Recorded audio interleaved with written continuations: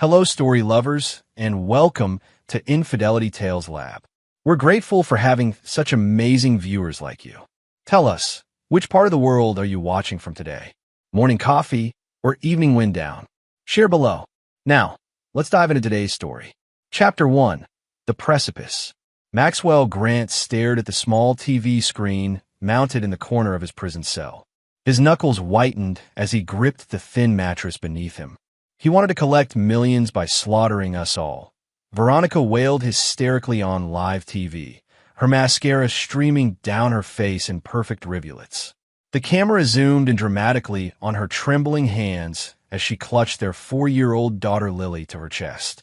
He sabotaged the brakes. He tried to kill us. Max's stomach churned. 3 weeks ago, he'd been a respected neurosurgeon with a seemingly perfect life. A sprawling house in Portland's West Hills, a beautiful wife who ran a successful interior design business, and an adorable daughter who was his world. Now he was prisoner number 4872, charged with attempted murder and insurance fraud. The prison guard banged his baton against the bars. "Grant, your lawyer's here." Lawrence Davenport had been Max's friend since medical school, before he'd abandoned medicine for law. Now in his late 40s, Lawrence's once athletic frame had softened, but his mind remained razor-sharp. As they sat in the sterile visitation room, Lawrence leaned forward, his voice barely above a whisper. "I've discovered the horrifying truth, Max. Which is, the brake lines were cut, but the surveillance footage from your garage was tampered with. The timestamps don't match up. Someone edited out 20 minutes on the night before the crash." Max's pulse quickened. "I need to see that footage." "That's just the beginning.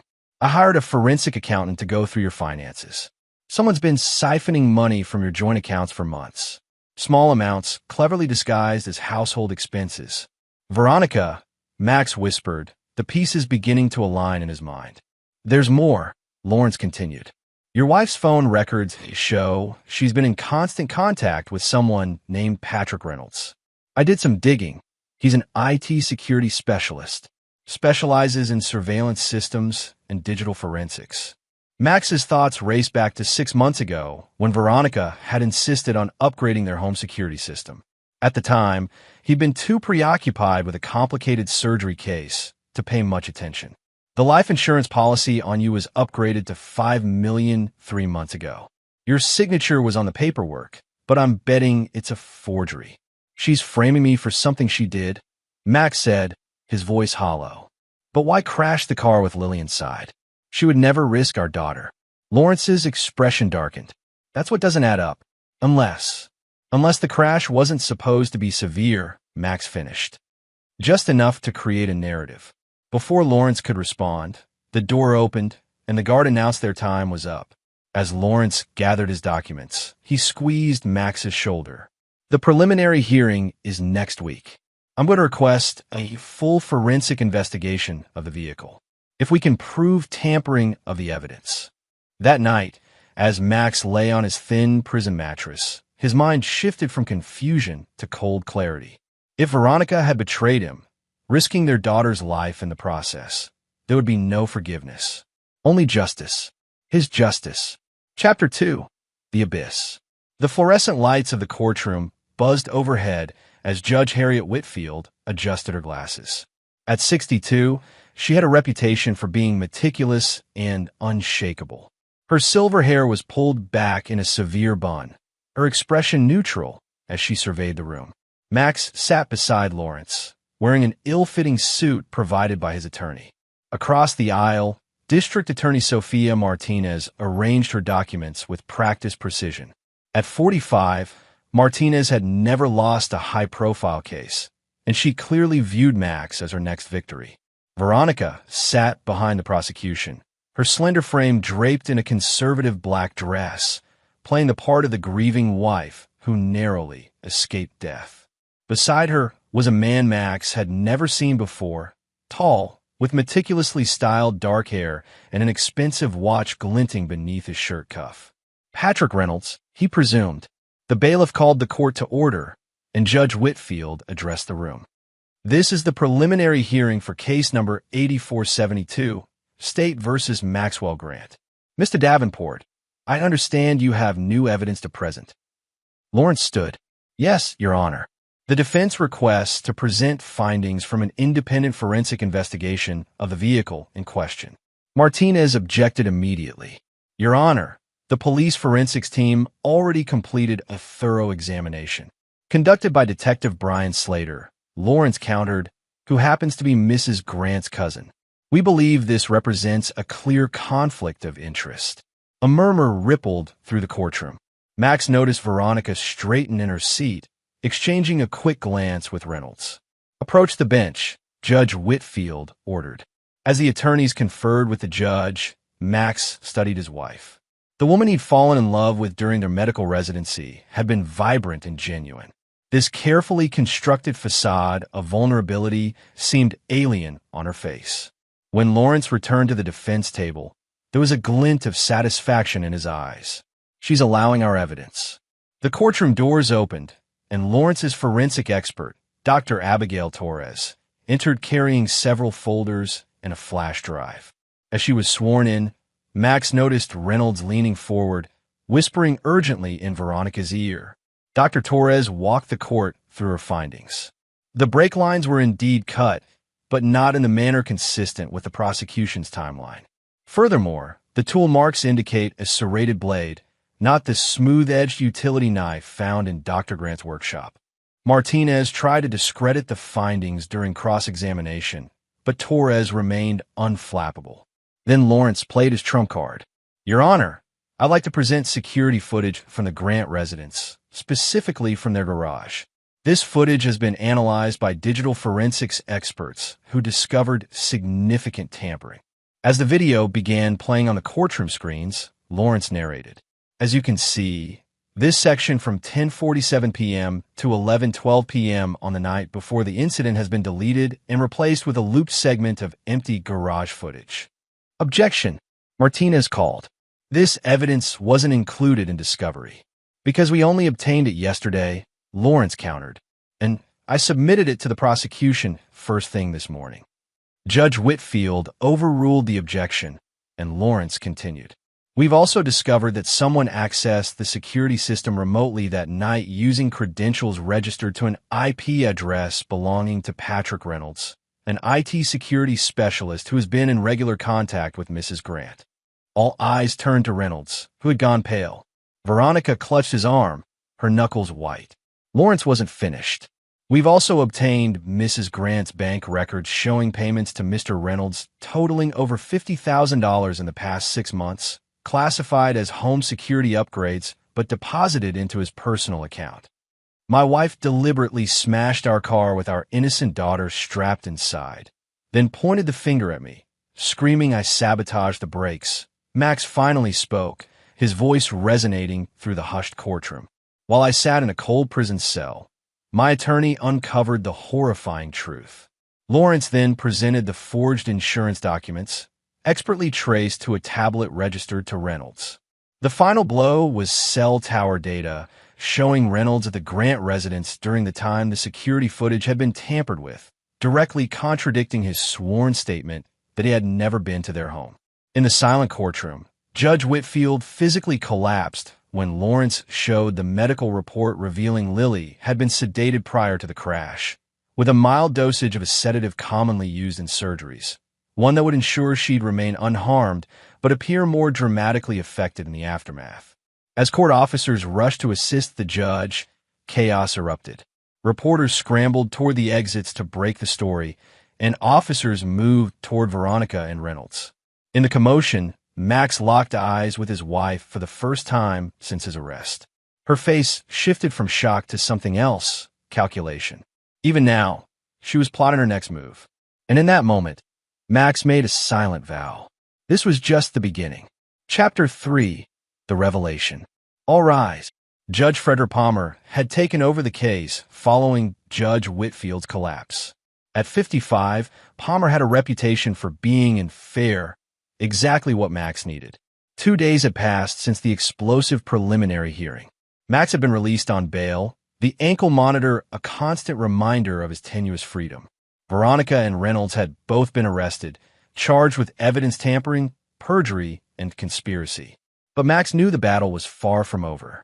Veronica came from the powerful Westbrook family, with connections throughout Portland's elite circles. Her father, Theodore Westbrook, sat in the gallery, his silver hair and tailored suit a symbol of old money and influence.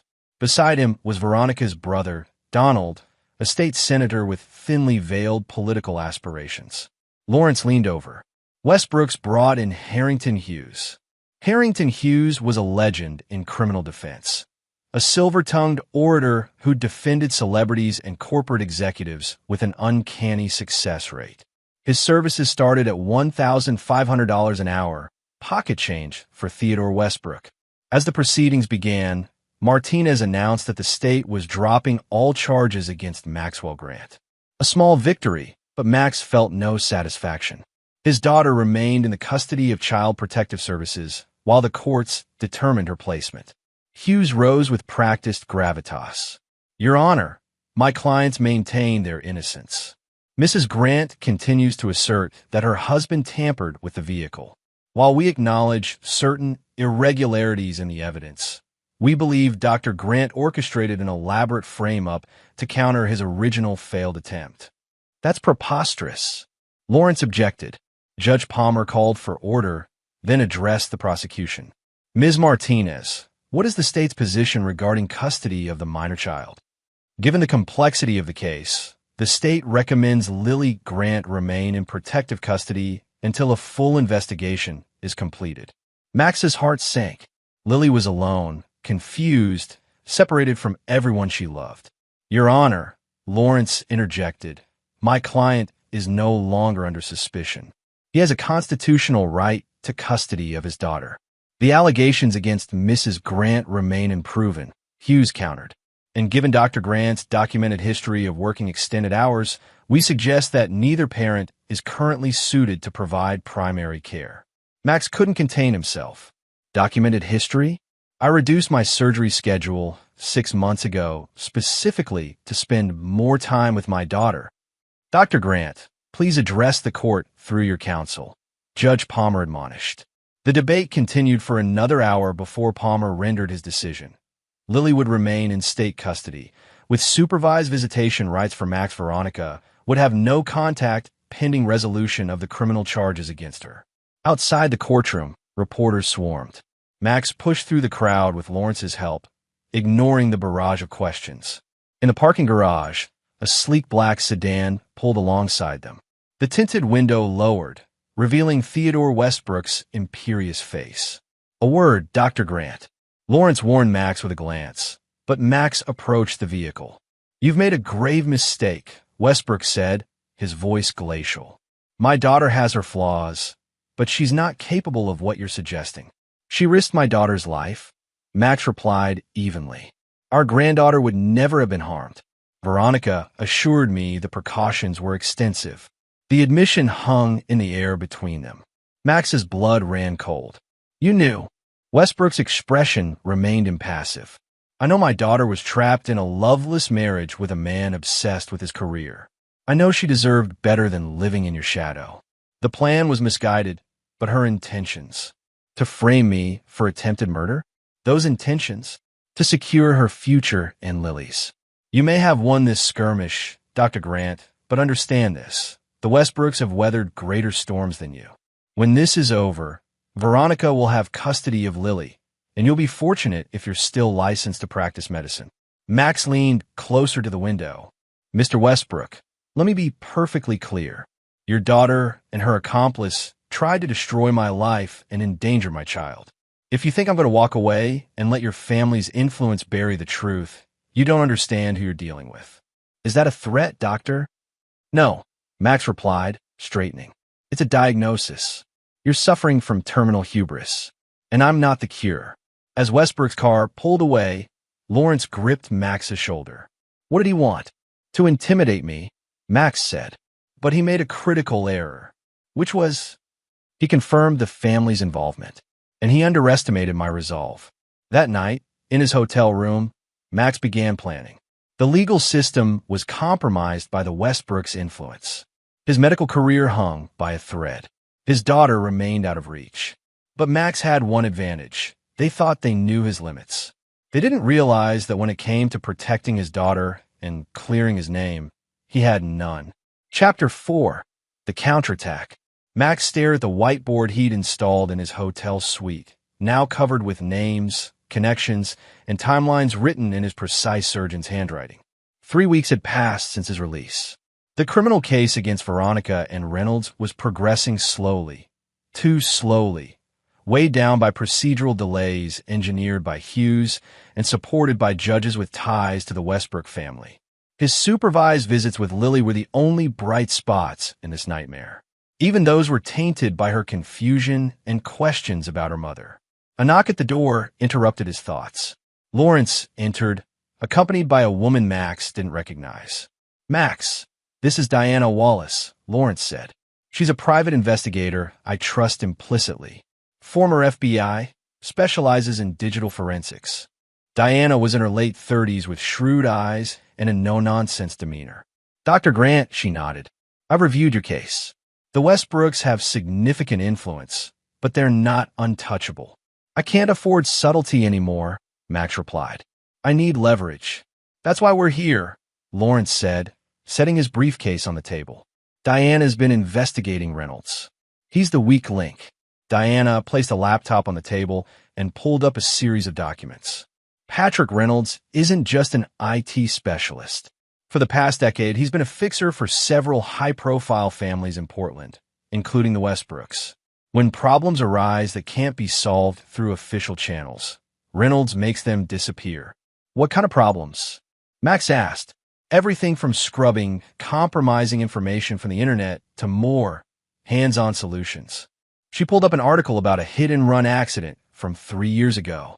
The victim was a former intern at Westbrook Industries who had filed a sexual harassment complaint against Donald Westbrook. "The case was ruled an accident, but my sources indicate Reynolds arranged it." Max studied the article. "Can you prove it?" "Not definitively, but I found something else." She switched to another document. "Reynolds maintains secure servers containing files on all his clients. Insurance, he calls it, including detailed records of everything he's done for the Westbrooks." "Where are these servers?" Max asked. "A data center in Vancouver, Washington, across state lines, away from the Westbrooks' influence." Lawrence looked uncomfortable. "Max, we need to be careful here. Accessing those servers would be illegal." "So it was framing me for attempted murder," Max replied coldly. "I'm done playing by rules they ignore." Diana assessed Max with newfound respect. "I can get into the facility, but I need remote support to access the servers themselves." Max thought of Aaron Sullivan, a gifted programmer he'd helped after a traumatic brain injury had nearly ended the young man's career. "I know someone who could help," he said, "but I need to be certain. What's your bottom line, Ms. Wallace?" "Justice," she replied simply. "I spent 15 years watching the wealthy evade consequences. Now, I help level the playing field." Max nodded. "Then we have alignment." The plan came together over the next week. Aaron agreed to help immediately, still grateful for Max's surgical intervention 2 years earlier. Diana mapped the data center's security protocols, identifying vulnerabilities. Lawrence, despite his misgivings, provided legal cover through carefully worded consultations that established plausible deniability. On a rainy Thursday night, Diana entered the data center posing as an IT auditor with credentials Aaron had fabricated. For 37 agonizing minutes, Max and Aaron monitored her progress from a van parked 3 blocks away, guiding her through the digital barriers Reynolds had established. "I'm in," Diana's voice came through their secure line. "Downloading now." When she returned to the van, her expression was grim. "We've got everything, but it's worse than we thought. Reynolds has been working for the Westbrooks for 15 years. Their relationship goes back to when Veronica was in college. Back at the hotel, they began sifting through the files. The revelations were staggering. Reynolds had helped Donald Westbrook cover up 3 sexual assault allegations. He'd assisted Theodore in burying evidence of environmental violations at Westbrook Industries manufacturing plants. And most disturbingly, he'd been Veronica's handler since she was 20, recruited to seduce Max when he was a promising young surgeon from a modest background. "They targeted me," Max whispered, staring at emails between Theodore and Reynolds discussing the Grant acquisition. My entire marriage was a setup. They saw you as an asset, Diana confirmed. A brilliant surgeon with earning potential and social mobility. Theodore wanted to expand the family's influence into medical circles. Max felt the last remnants of his old life crumble. The wedding, the promises, the birth of their daughter, all orchestrated as part of a Westbrook strategy. There's something else, Aaron said, pointing to a folder labeled contingencies. Inside were detailed plans for various scenarios in which Veronica might need to exit the marriage, including the car crash plot. They never intended for you to go to prison permanently, Diana explained. Just long enough to pressure you into a settlement that would give Veronica custody of Lily and control of your assets. The plan included a key witness coming forward later to create reasonable doubt, at which point Veronica would magnanimously refuse to pursue charges in exchange for your cooperation. The calculated cruelty of it stunned Max. But amidst the shock, a cold determination crystallized. He now possessed the leverage he needed, not just against Veronica and Reynolds, but against the entire Westbrook empire. Lawrence, he said quietly, how would you approach this legally? The attorney sighed heavily. Technically, this evidence is inadmissible, obtained illegally. But if anonymous copies were to reach investigative journalists or regulatory agencies, the court of public opinion doesn't require a warrant, Diana added. Max stood, his decision made. Send everything to my secure drive. I need time to think. That night, as rain lashed against his hotel window, Max faced the hardest choice of his life. He could destroy the Westbrooks completely, expose decades of corruption and manipulation. But the nuclear option would inevitably splash back on Lily. Her mother would be branded a criminal, her grandfather and uncle disgraced. The Westbrook name she carried would become synonymous with scandal. Or he could be surgical, precise, and targeted. Use the information to secure Lily's custody and his freedom, while keeping the most explosive revelations in reserve. By morning, he had his answer. The Westbrooks had declared war. They'd weaponized his love for his family and twisted it against him. Now he would return the favor with surgical precision. Chapter 5. The Crucible. The Portland skyline glittered in the evening light as Max entered the Westbrook Industries Charity Gala. His invitation, secured through Aaron's digital skills, listed him as Dr. Michael Grayson, representing a medical technology investment firm. With his grown beard and tinted glasses, few would recognize him as Maxwell Grant, especially in a room where most attendees knew him only from news headlines. Diana's voice came through his nearly invisible earpiece. Security is concentrated near the main entrance and the executive offices on the top floor. Theodore's private elevator requires fingerprint authentication. Understood, Max murmured, accepting a champagne flute from a passing server. The plan was, during Theodore's keynote speech, Max would access his private office using the security credentials they'd extracted from Reynolds' files, download specific documents from his computer, and plant the customized spyware Aaron had developed. Across the room, Theodore Westbrook held court, his silver mane gleaming under the chandeliers as he greeted Portland's elite. Beside him stood Donald, every inch the politician in his tailored suit, laughing too loudly at a donor's joke. Max circulated carefully, engaging in just enough conversation to avoid suspicion while monitoring Theodore's movements. When the announcement came for guests to move to the ballroom for dinner and speeches, Max slipped away down a service corridor. The executive floor was eerily quiet. Max approached Theodore's office, using the keycard Diana had programmed. Inside, the sprawling office overlooked the Willamette River, the walls adorned with photos of Theodore with various politicians and celebrities. Max worked quickly, connecting Aaron's device to Theodore's computer. I'm in position, he said quietly. Initiating sequence, Aaron's voice replied through the earpiece. This will take approximately 4 minutes. Don't disconnect until you get confirmation. Max used the time to examine the office more closely. On Theodore's desk sat a silver-framed photo of Veronica and Lily at the Westbrook summer home in the Hamptons, taken just 2 months before the crash. The The sight of his daughter in the arms of the woman who had betrayed them both made his blood boil. "Almost done," Aaron said. 90 seconds remaining. The office door opened without warning. Max froze as Donald Westbrook entered, stopping short when he saw the intruder. "What the hell are you doing here?" Donald demanded, then narrowed his eyes in recognition. "Grant? Is it you under that ridiculous beard?" Max calculated his options in the fraction of a second that only surgeons and soldiers understand. "Senator Westbrook," he acknowledged calmly, "I was just admiring your father's collection of compromising documents." Donald's hand moved toward his pocket. "Security will be here in 30 seconds. That's about 29 seconds longer than it would take for copies of your assault allegations to reach every news outlet in Oregon," Max replied, holding up his phone. "Including the settlements paid to Angela Winters, Brenda Chun, and Melissa Thompson." The color drained from Donald's face. "You're bluffing. The same way you bluffed when you told the police that Hit and Run was an accident.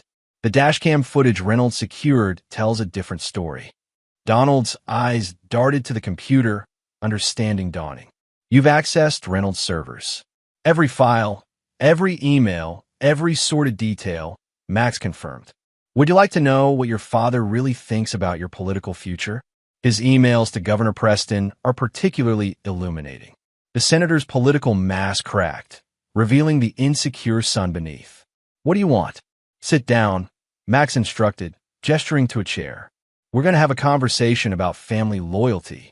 For the next 10 minutes, Max laid out exactly what would happen. Donald would convince his father to drop all support for Veronica's case. The family would cease all attempts to interfere with Max's custody petition for Lily. Westbrook Industries would establish a multi-million-dollar trust for Lily's future, controlled solely by Max until she turned 25. "And if we refuse?" Donald asked, though his defeated tone suggested he already knew the answer. "Then I burn it all down," Max said simply. "Every crime, every cover-up, every corrupt deal. Your father's legacy becomes ash, your political career ends, and the Westbrook name becomes synonymous with corruption instead of philanthropy. You do that to your own daughter? Destroy her family name? You seem confused, Senator. The Westbrooks are not Lily's family. I am, and I'm willing to do whatever it takes to protect her from people who view her as nothing more than a pawn in their dynastic games." The verification tone sounded softly in Max's earpiece. Aaron's program had completed its task. Max disconnected the device and pocketed it smoothly. "You have 24 hours to consult with your father and confirm your compliance," Max said, moving toward the door. "After that, deadlines start passing and information starts leaking, beginning with the environmental violations at your Portland facility." Donald remained seated, his political confidence shattered. "He'll never agree." "Then convince him," Max replied coldly. "After all, isn't that what you do for a living? Convince people to act against their own interests." Max left Donald in the office and made his way back to the gala, slipping out through a service entrance. In the car waiting outside, Diana looked at him expectantly. "We have everything," Max confirmed, "and we've delivered our message." "Do you think they'll comply?" she asked as they pulled away from the curb. "They're pragmatists at heart," Max replied. "Once Theodore runs the numbers, he'll realize capitulation is the only viable business decision." The following day, Lawrence received a call from Harrington Hughes requesting an urgent meeting to discuss mutually beneficial resolution options. By nightfall, the framework of an agreement was in place. The Westbrooks would withdraw all support from Veronica's defense. In exchange, Max would not publicly release the most damaging information about the family's business practices. But Max had one non-negotiable condition. Patrick Reynolds would face the full consequences of his actions. No deals, no reduced charges, no wealthy benefactors providing legal support. "Why are you so focused on Reynolds?" Lawrence asked when they were alone. "Veronica was the architect. Veronica was a product of her upbringing," Max replied, surprising himself with the insight. "Reynolds is something else entirely. A mercenary who profits from corruption and harms the innocent without remorse. He stays awake at night, figuring out how to hurt people better." He paused, and tactically, Isolating Reynolds makes him vulnerable. Without Westbrook protection, he'll have no choice but to cooperate with prosecutors. Lawrence studied his friend. "You've changed, Max." "I've adapted," Max corrected.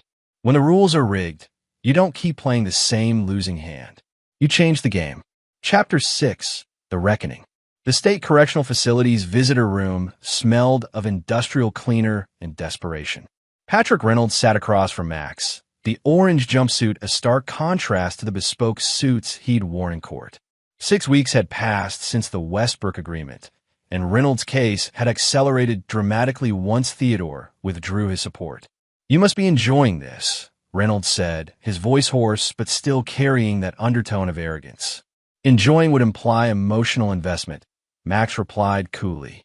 "This is simply necessary." Reynolds leaned forward. "Let me guess. You're here to offer me a deal? Testify against Veronica, and you'll put in a good word with the DA?"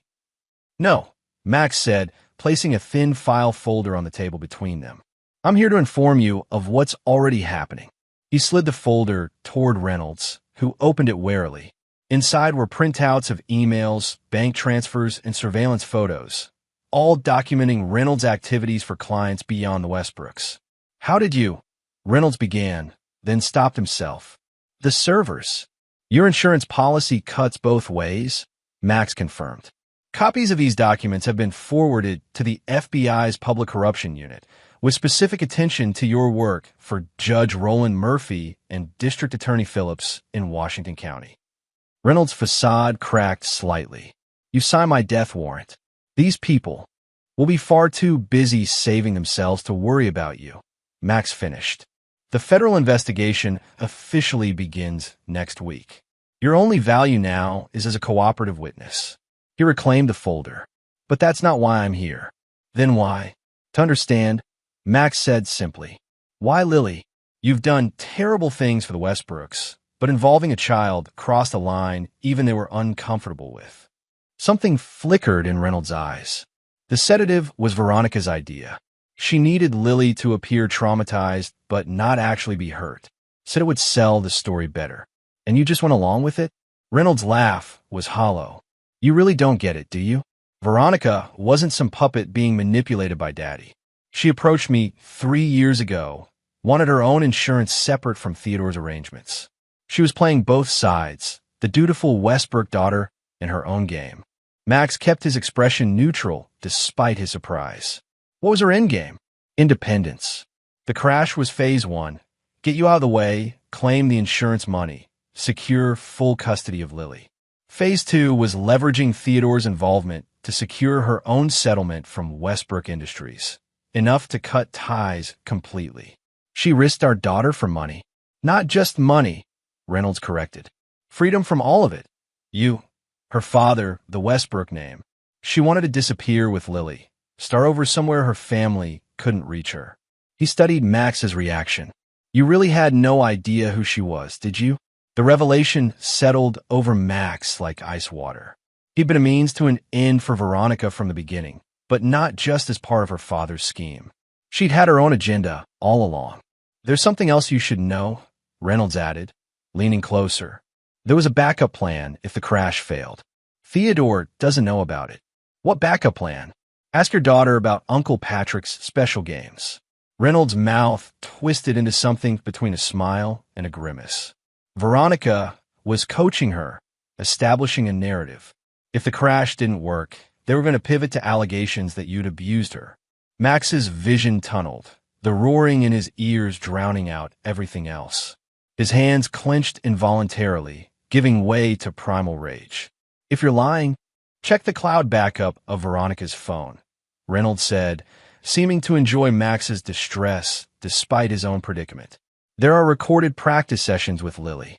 Carefully worded questions, rehearsed answers." Veronica was thorough.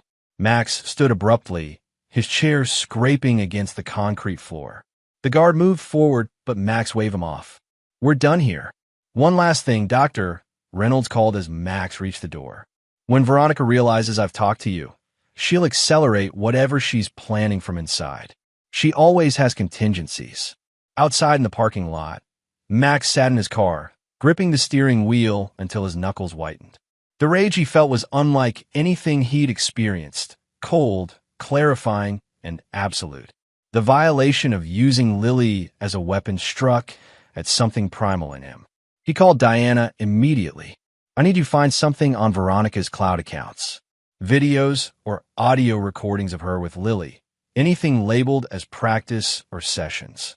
Within hours, Diana had confirmed Reynolds' claim. The recordings were methodical. Veronica gently coaching Lily through leading questions about games with Daddy that made her uncomfortable, rewarding correct answers with praise and treats. Jesus, Max, Diana whispered when they reviewed the files together. This is beyond calculation. This is pathological. Can we use this legally? Max asked Lawrence, who had joined them via secure video call. The attorney looked physically ill. Yes, this crosses every line. Witness tampering, manufacturing evidence, psychological abuse of a minor. I'll file for emergency custody revocation immediately. Over the next 72 hours, the legal landscape shifted dramatically. Judge Palmer, appalled by the recordings, granted Max emergency, full custody with no visitation rights for Veronica. The criminal charges against her expanded to include child endangerment and obstruction of justice. Theodore Westbrook, when confronted with the evidence of what his daughter had been planning, withdrew completely from her defense. Even Harrington Hughes abandoned the case, citing irreconcilable differences with the client. 6 days after Max's visit to Reynolds, Veronica requested a meeting. Despite Lawrence's objections, Max agreed, knowing he needed to confront her directly. The Women's Detention Center was newer than the facility where Reynolds was held, but no less oppressive. Veronica sat waiting, her designer prison uniform somehow still managing to look tailored, her hair perfectly arranged despite her circumstances. Max, she greeted him, as if they were meeting for dinner rather than in a prison visitation room. Thank you for coming. Skip the pleasantries, he replied. I know everything, the videos, the coaching, all of it. Something calculative passed behind her eyes before she switched tactics. You have to understand, I was desperate. The marriage was suffocating me. But I knew you'd never let me have Lily. Because using our daughter as a pawn was better? I never would have gone through with it, she insisted. It was just insurance, a backup plan. Max studied the woman he'd once loved, seeing her clearly for perhaps the first time. You know what surgeons develop after years of practice? The ability to recognize patterns. The subtle indicators that something isn't right beneath the surface. I missed those indicators with you for years. Max, please. She reached for his hand, but he withdrew it. We can still fix this. For Lily's sake. That's exactly what I'm doing, he replied, standing. Fixing this for Lily's sake, by ensuring she's protected from you. Veronica's mask slipped, revealing the cold calculation beneath. You think you've won? This isn't over. I'm still a Westbrook. One judge's ruling won't. You're not listening, Max interrupted. There is no more Westbrook protection. Your father has cut you off completely. The family lawyers have withdrawn. Your trust fund has been frozen pending criminal investigation. The color drained from Veronica's face. You're lying. Theodore made a business decision, Max continued implacably. Sacrificing one problematic asset to protect the larger enterprise. Just like you were willing to sacrifice Lily to protect yourself. She lunged across the table, fingers curved like claws, but the guard intervened before she could reach him. As they restrained her, she screamed, "This isn't over. I'll tell them everything. All of it." Max watched dispassionately as they led her away, her threats echoing down the corridor. In the past, her outbursts might have moved him. Now they only confirmed his judgment. That evening, as he tucked Lily into bed in their new home, a secluded property with state-of-the-art security, she looked up at him with innocent trust that made his heart contract. "Daddy, are the bad people gone now?" Max smoothed her hair gently. "Yes, sweetheart. The bad people can't hurt us anymore." It wasn't entirely true, but it was the truth she needed right now. The full truth would come later, when she was old enough to understand. "Promise?" she asked, her small voice edged with lingering fear. "I promise," he replied, kissing her forehead. "And I keep my promises." As Lily drifted off to sleep, Max stood at her bedroom window, looking out at the perimeter of their property, secured by measures that would make a military installation proud. Diana had assembled a security team of former specialists who understood the stakes. Lawrence had created legal firewalls to protect their new life. For the first time since the crash, Max allowed himself to believe that they might actually be safe. But a surgeon's instinct for danger, once awakened, is not easily silenced. Somewhere in the back of his mind, a monitor continued to beep softly, warning of complications yet to come. Chapter 7. The Resurrection. 1 year later, the surgical theater at Portland Memorial's East Campus was state-of-the-art, with equipment that made Max's former hospital seem antiquated by comparison. As he completed the delicate procedure, removing a tumor wrapped around the brain stem of a 10-year-old boy, the familiar calm of absolute focus enveloped him. "Tumor excision complete," he announced to the surgical team. "Beginning closure now." 2 hours later, he sat with the boy's parents in the consultation room, explaining the prognosis with the compassionate authority that had once defined his career. "Brandon should make a full recovery," he told them, watching relief wash over their exhausted faces. "The tumor was benign, and we were able to remove it entirely without damaging the surrounding tissue." The mother grasped his hand. "Dr. Grant, we can't thank you enough. The other surgeons said it was too risky." Max smiled. "That's why I took the case." Outside, Lawrence waited, looking distinctly out of place among the medical staff in his tailored suit. "Another miracle?" he asked as Max approached. "Just good surgical technique," Max demurred, but there was quiet pride in his voice. His return to medicine, facilitated by Portland Memorial's aggressive recruitment once he was exonerated, had been more successful than either of them had anticipated. His specialized focus on cases other surgeons deemed too risky had quickly established him as the hospital's star neurosurgeon. "How's our other project progressing?" Max asked as they walked toward his office. Lawrence's expression turned serious. "Reynolds' federal testimony concluded yesterday. He's provided evidence against 3 judges, 2 prosecutors, and a state police captain, all with ties to the Westbrooks. And Theodore? Still insulated through intermediaries, but the noose is tightening. The SEC has opened an investigation into Westbrook Industries' financial dealings, and 3 board members have resigned." Max nodded, satisfied with the progress. The systematic dismantling of the Westbrook empire was proceeding exactly as planned. Pressure applied at key structural points until the foundation began to crumble. "And Veronica?" Lawrence hesitated. "That's actually why I'm here. She's been granted conditional release pending her trial." Max stopped walking. "What? How?" Judge Harlow, newly appointed after Judge Palmer's unexpected retirement. He ruled that as a first-time offender with community ties, she qualified for release with electronic monitoring. "Palmer didn't retire," Max said flatly. "He was pressured out. This is Theodore's doing." "Almost certainly," Lawrence agreed. "But there's more. Veronica has filed an emergency motion for visitation rights with Lily." Max's jaw tightened. "On what grounds?" "New psychological evaluations suggesting her actions were the result of untreated postpartum depression and coercive control by her father and Reynolds. She has a new legal team, not directly connected to the Westbrooks, but suspiciously well-funded." "When is the hearing?" "Next Wednesday. I've already filed our opposition, but Harlow is presiding over that as well." Max processed this information with clinical detachment. "She'll never stop, will she? As long as she's free, she'll keep coming after Lily." "We'll fight it," Lawrence assured him. "Your custody is legally solid." "Legal solidity means nothing to the Westbrooks," Max replied. "We need to be prepared for all contingencies." Later that evening, after putting Lily to bed, Max convened an emergency meeting in his home office. Diana arrived first, followed by Aaron and finally Lawrence. "The Westbrooks are making their counter move," Max began without preamble. "Veronica's release is just the opening gambit." Diana nodded grimly. "My sources confirm Theodore has liquidated significant assets recently, moving money offshore through a network of shell companies. He's preparing for something major. And Donald has been meeting privately with Governor Preston," Aaron added, referencing the surveillance data they've been gathering. 3 times in the past week, no staff present.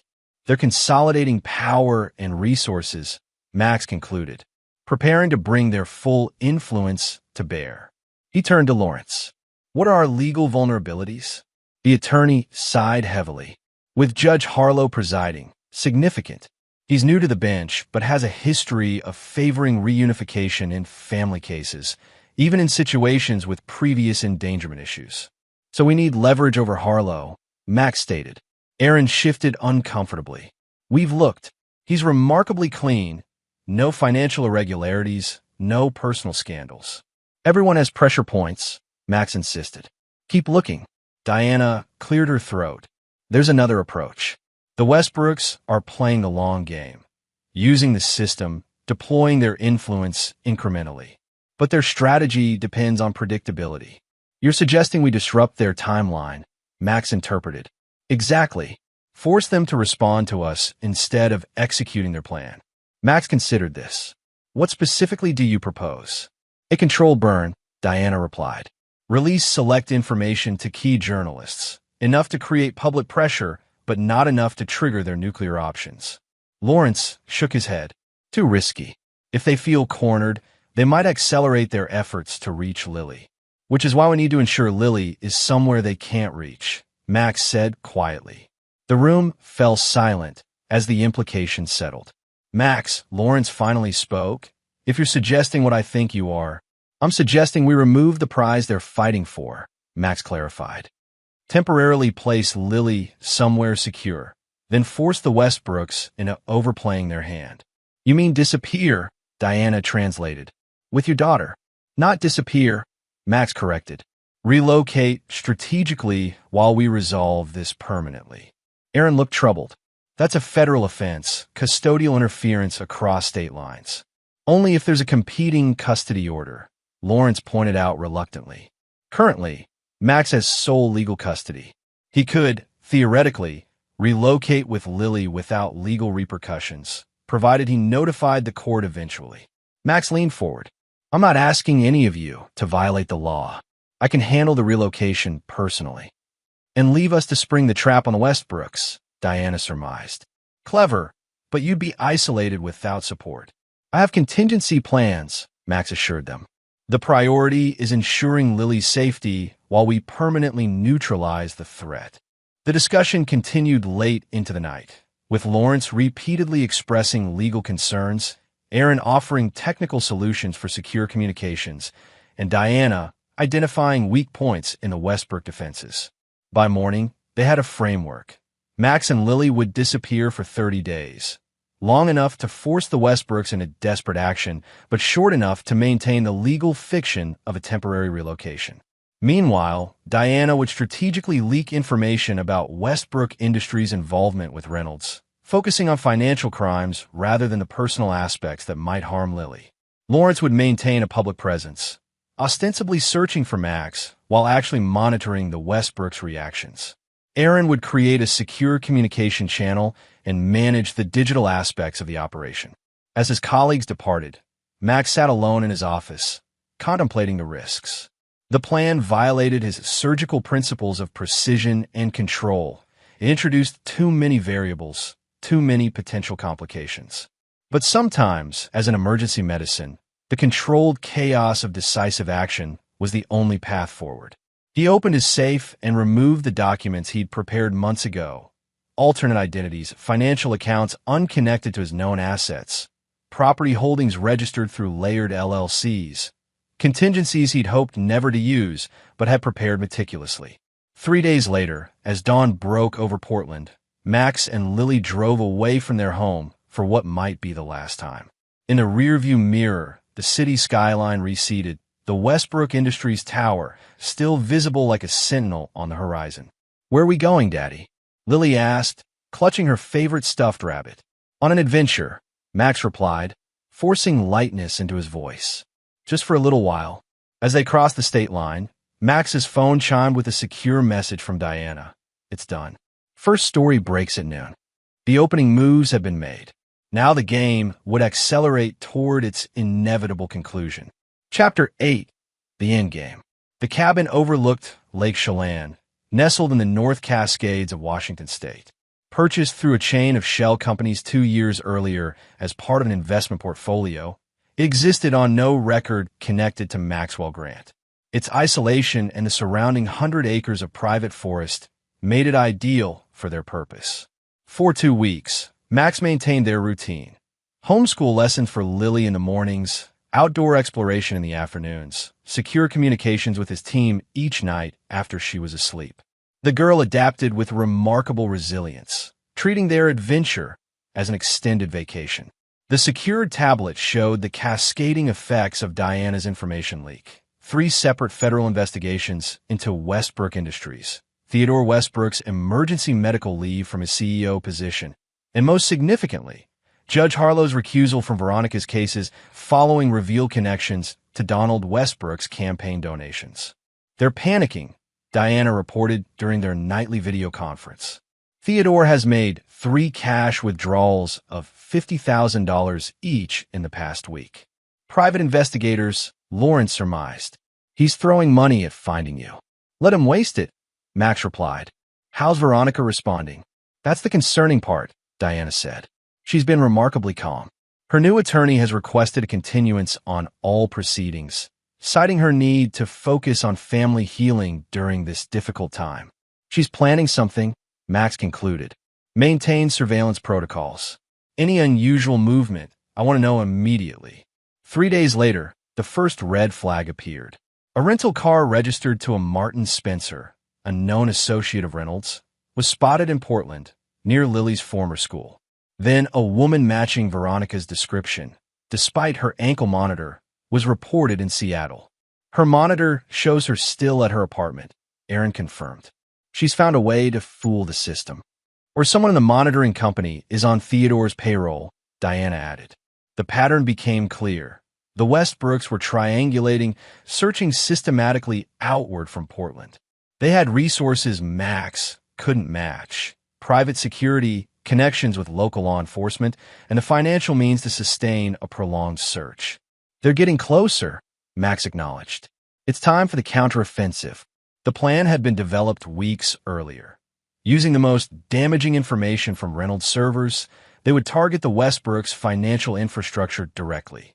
Aaron had identified vulnerabilities in Westbrook Industries' banking protocols, legitimate access points that, with Reynolds' stolen credentials, would allow them to expose decades of financial malfeasance. Once we release this, there's no going back, Lawrence warned. The SEC and FBI will have no choice but to freeze all Westbrook assets pending investigation. Do it, Max authorized. Full spectrum release. Within hours, financial news outlets were reporting unprecedented activity around Westbrook Industries shares. By market close, trading had been suspended pending investigation into potentially fraudulent financial reporting. Federal agents were photographed entering Westbrook headquarters with boxes of documents. The following morning, Theodore Westbrook suffered a massive heart attack and was hospitalized in critical condition. Donald Westbrook canceled all public appearances and rushed to his father's bedside. The family's carefully constructed empire began to show visible cracks. But Max took no satisfaction in the chaos. His surgical instinct, the ability to sense when something wasn't proceeding as expected, was signaling danger. Veronica had remained conspicuously absent from the public eye despite the family crisis. His answer came at 2:17 a.m. when the cabin's perimeter sensors triggered silently. The alert on his secure phone showed 3 figures approaching from the northwest, moving with professional discipline. Max had prepared for this contingency. He activated the secondary security system, then moved silently to Lily's room. The girl barely stirred as he wrapped her in a blanket and carried her to the hidden panic room constructed beneath the cabin's deck. "Daddy," she murmured sleepily. "It's okay, sweetheart," he whispered. "We're playing a special hiding game. You need to stay very quiet until I come back, okay?" Once Lily was secured, Max returned to the main cabin, withdrew the firearm from its biometric safe, and positioned himself strategically. The cabin's design included specific defensive features, reinforced walls, bulletproof windows, and multiple exit routes. The intruders breached the perimeter but proceeded cautiously, clearly expecting security measures. Their movements suggested military or law enforcement training, not common criminals. Max activated the cabin's external speakers. This property is secured and monitored. Identify yourselves immediately. There was a moment of hesitation before a familiar voice responded. Not from the intruders, but from the cabin's own communication system. Hello. Max, clever setup you have here. Veronica, how did you hack my system? Max demanded, though he already suspected the answer. You're not the only one with access to skilled technicians, she replied. Reynolds may be in custody, but his associates are available to the highest bidder. Max tightened his grip on the weapon. The men outside are former Special Forces operators now working in private security. Very expensive, very discreet. They're not here to harm you, just to ensure our conversation isn't interrupted. There's nothing to discuss, Veronica. Oh, I think there is. Her voice remained unervingly calm. You've done considerable damage to my family. Max's father may not survive this episode. Donald's political career is effectively over. The family fortune is being dismantled by federal investigators as we speak. Actions have consequences, Max replied coldly. Indeed they do, she agreed, which is why I'm offering you a choice. Return to Portland with Lily immediately, and I'll sign over all parental rights. Full legal custody, no visitation, no appeals. I'll disappear from your lives permanently. The offer was too clean, too easy. Why would you do that? Because in exchange, you'll provide federal authorities with evidence that Patrick Reynolds acted alone in all financial matters related to Westbrook Industries. You'll confirm that neither my father nor brother had knowledge of his activities. You want me to perjure myself to save your family.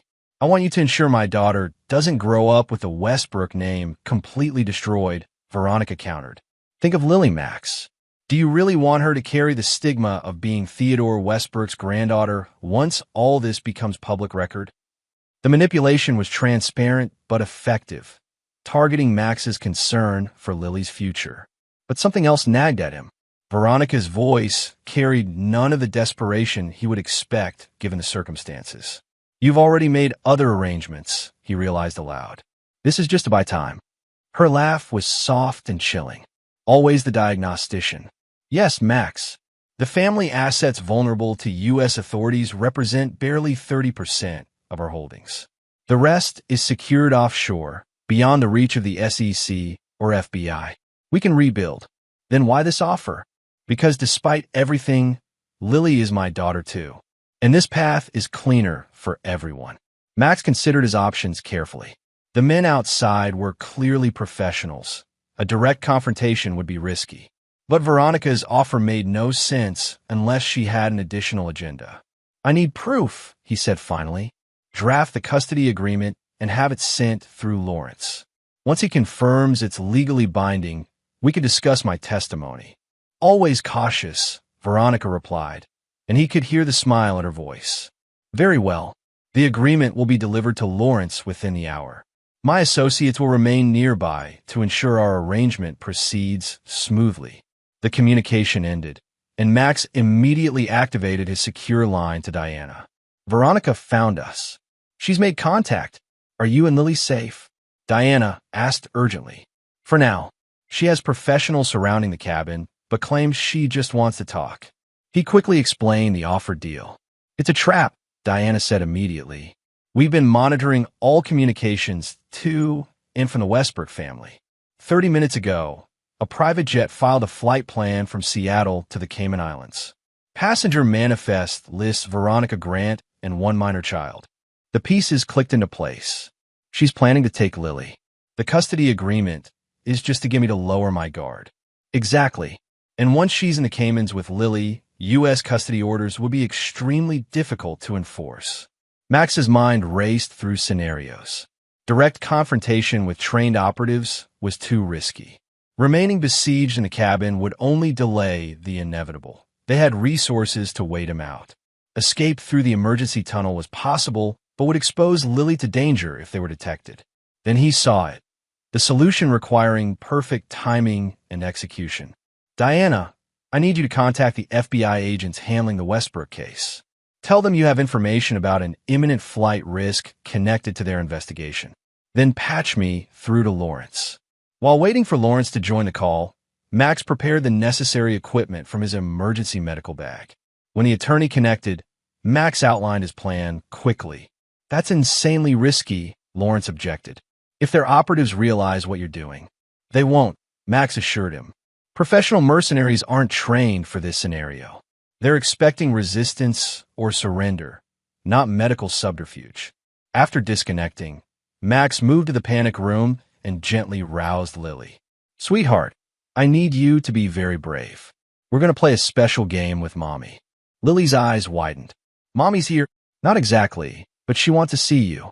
And we're going to let her think she can, but it's just pretend. Like when you play doctor with your stuffed animals."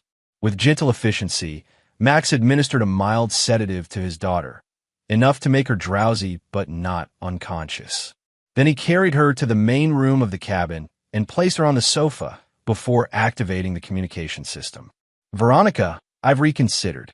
Lily's asleep, but I'm willing to discuss terms in person." There was a brief pause before she responded. "Open the front door and step onto the porch with your hands visible." Max complied, emerging into the cool night air with his hands raised. Immediately, two shadowy figures moved toward him, weapons raised. Inside, one ordered gruffly, "On your knees." As they secured him with zip ties, the third operative maintained his position in the tree line, providing overwatch. Max allowed himself to be restrained, monitoring his pulse to maintain the appearance of defeated resignation. Veronica's voice came through their communication devices. "Is it secure?" "Affirmative," the lead operative responded. "Subject contained. Residence clear except for the sleeping child." "Bring her to the extraction point," Veronica instructed. "And sedate him. I don't want complications." As one of the men prepared a syringe, Max spoke quickly. "You should know the FBI is already tracking your employer's private jet. Kidnapping charges across state lines will mean 20 years minimum, and they pay far better for testimony against employers." The men exchanged uncertain glances, but the leader proceeded with the injection. Max didn't resist, knowing the drug, likely a standard sedative, would work to his advantage. As the chemical entered his bloodstream, Max regulated his breathing, employing techniques learned during his surgical training to slow his metabolism. He allowed his eyelids to droop, his body to slacken, giving every appearance of succumbing to the sedative. Through slitted eyes, he watched as one operative lifted Lily while the other checked Max's pulse, confirming the sedation had taken effect. "Target secure. Moving to extraction," the leader reported.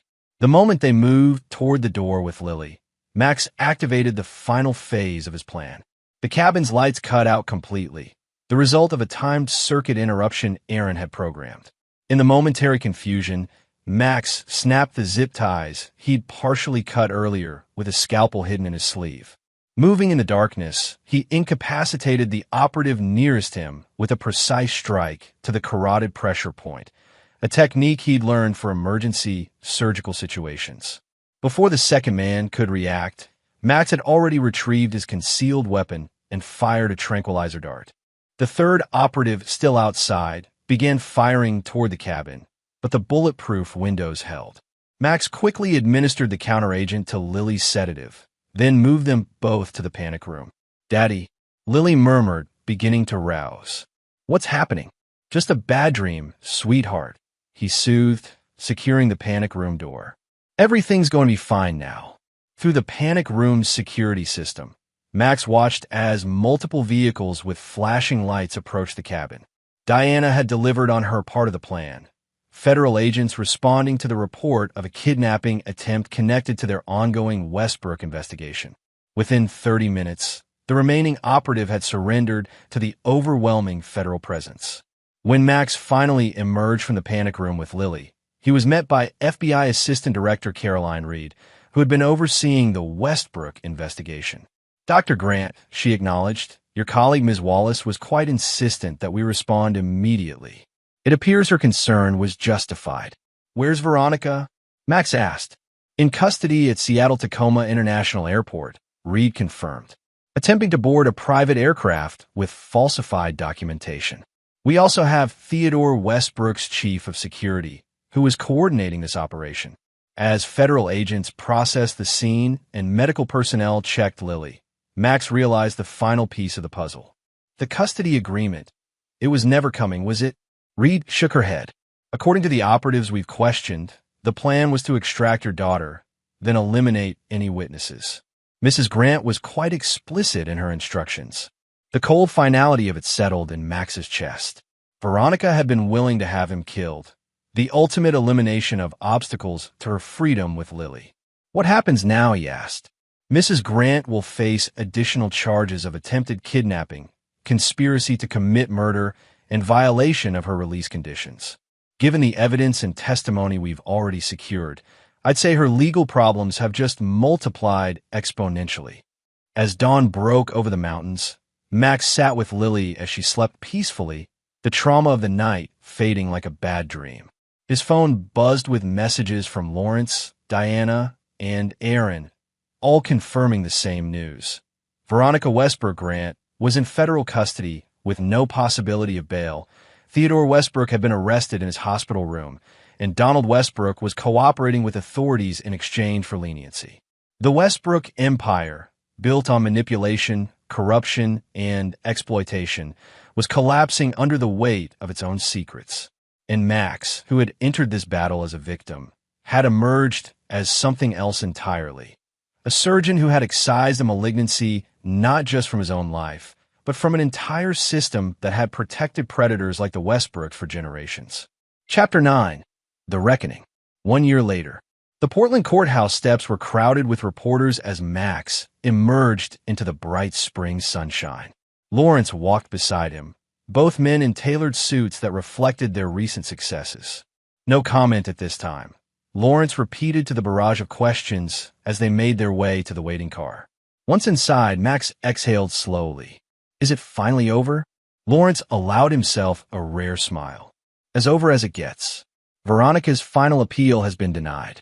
28 years without possibility of parole for the combined charges. The only way she'll see the outside of a federal prison before Lily graduates college is with a presidential pardon. And the family? Theodore will serve at least 12 years for financial crimes, though his health remains poor. Donald received 5 years with the possibility of parole after 3 in exchange for his cooperation. Westbrook Industries has been broken up and sold off to pay restitution to shareholders and victims. Max nodded, absorbing the finality of it. And Lily's trust, secure and untouchable. The court approved our petition to remove all Westbrook naming rights. Legally, she's now Lily Marie Grant, with no official connection to the Westbrook family or fortune. The car pulled away from the courthouse, heading toward the private school where Diana waited with Lily. The past year had been one of healing and rebuilding, finding a new normal after the storm. Max had returned to surgery, now heading the neurosurgery department at Portland Memorial. Lawrence had established his own law firm specializing in cases involving family justice. Diana had partnered with Aaron to create a security consultancy helping victims of powerful abusers. And Lily, resilient, bright Lily, had flourished once the shadow of the Westbrooks was removed from her life. At 6, she showed a natural curiosity about medicine that made Max both proud and cautious. He was determined that her choices would be her own, not directed by expectations or manipulations. When they arrived at the school, Lily ran to him, her backpack bouncing. "Daddy, did you win?" Max lifted her, savoring her solid weight in his arms. "Yes, sweetheart, we won." Diana approached, her professional demeanor softening as it always did around Lily. "She's been counting down the hours until you got here." "Ice cream celebration?" Lily asked hopefully. "Absolutely," Max agreed. "We have a lot to celebrate." As they drove to Lily's favorite ice cream parlor, Max found himself reflecting on the journey. From the falsely accused husband in a prison cell to the architect of the Westbrooks' downfall, he had been transformed by necessity and choice. The ruthlessness he discovered within himself, the capacity for calculated action and unflinching resolve, had saved them both. Later that evening, after Lily was asleep, Max sat on his deck overlooking the Columbia River. The lights of passing boats created dancing patterns on the water. Lawrence joined him, carrying 2 glasses of scotch. To justice, Lawrence offered, raising his glass. To survival, Max countered, clinking glasses. They drank in comfortable silence before Lawrence spoke again. You know, most people who go through what you did would be broken by it. Or at least bent. Who says I'm not? Max replied quietly. The fact that you can still perform delicate brain surgery with steady hands. The way you've created a stable, loving home for Lily. The man I knew before all this wouldn't have been capable of systematically dismantling the Westbrooks while maintaining his own moral compass. Max considered this. I didn't maintain it perfectly. There were moments when I wanted to destroy them completely, regardless of collateral damage. But you didn't, Lawrence pointed out. You were surgical, removing the threat while preserving what mattered. I had help, Max acknowledged, raising his glass slightly toward his friend. A good surgeon knows when to call in specialists, Lawrence said with a smile. As Lawrence departed, Max remained on the deck, watching the river flow. The man who had entered that prison cell 2 years ago was indeed gone, replaced by someone more vigilant, more resolute, and paradoxically, more appreciative of what he had. In his darkest moments during the ordeal, Max had worried that becoming ruthless enough to defeat the Westbrooks would mean becoming like them. But he had discovered a crucial difference. Ruthlessness in service of justice and protection was not the same as ruthlessness for power and control.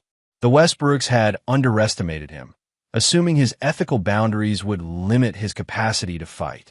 They hadn't understood that ethics without courage was merely posturing, and principles without action were just words. "Daddy." Lily's voice came from the doorway. She stood in her pajamas, clutching her rabbit. "Can't sleep, sweetheart?" he asked, opening his arms to her. She climbed into his lap, settling against his chest. "I had a dream about Mommy." These moments still came occasionally, fragments of memory or unconscious processing of her complicated history. "Do you want to talk about it?" he asked gently.